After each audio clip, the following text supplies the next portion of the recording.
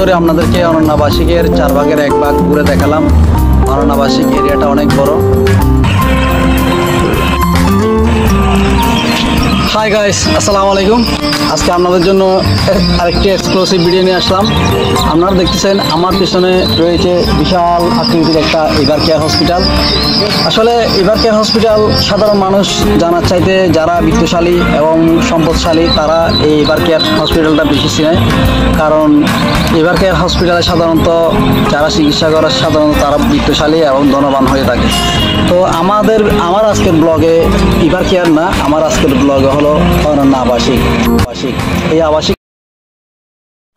এই অনন্য আবাসিকটা দীর্ঘদিন ধরে অবহেলিত অবস্থায় পড়ে আছে। বুঝলাম না, এই অনন্য আবাসিক আজ থেকে 10-15 বছর আগে থেকে এখানে জমি ভরাট করা হয়েছে।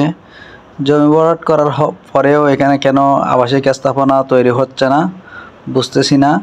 কোনো জটিলতার মধ্যে পড়ে গেছে কিনা এই অনন্য আবাসিক সেটা অবশ্য আমি জানি না। তবে অনন্য আবাসিক খুবই সুন্দর একটা প্লেস। আপনারা যদি পরন্ত বিকালে এখানে ঘুরতে আসেন খুবই আনন্দ পাবেন এবং এনজয় করতে পারবেন। আজ আপনাদেরকে অনন্য আবাসিক দেখানো হবে। অনন্য আবাসিকে আসতে চাইলে আপনারা কাপ্তা রাস্তার মাথা হয়ে আসতে পারবেন, আবার এদিকে অক্সিজেন হয়েও আসতে পারবেন, অক্সিজেন মোড় হয়ে আসতে পারবেন। এখানে সাধারণত শুক্রবারে মানুষ বেশি হয়, পরন্ত বিকালে প্রচুর মানুষের ভিড় হয়। আপনারা যদি বিকালবেলা সময় কাটাতে চান এখানে আসতে পারেন, এসে কিছু সময় কাটাতে পারেন। তবে যখন ঘাস ফুল থাকে তবে অনন্য আবাসিক তখন আর বেশি সুন্দর লাগে। এখন অবশ্য ঘাস ফুল নেই, যার কারণে মানুষের আনাগোনা একটু কম দেখা যাচ্ছে, তবে শুক্রবারে একটু বেশি হয়।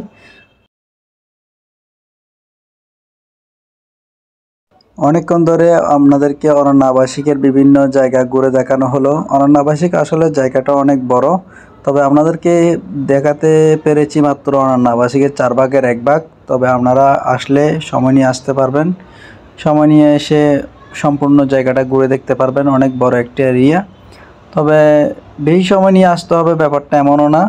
আপনারা চাইলে যে কোনো একটা পাশে বসে আড্ডা দিতে পারবেন, খুব নিরিবিলি পরিবেশ। আপনাদেরকে আসার জন্য দাওয়াত দিয়ে গেলাম। আজ এই পর্যন্ত। আমার ভিডিও যদি ভালো লাগে থাকে অবশ্যই ফলো দিবেন, সাবস্ক্রাইব করবেন।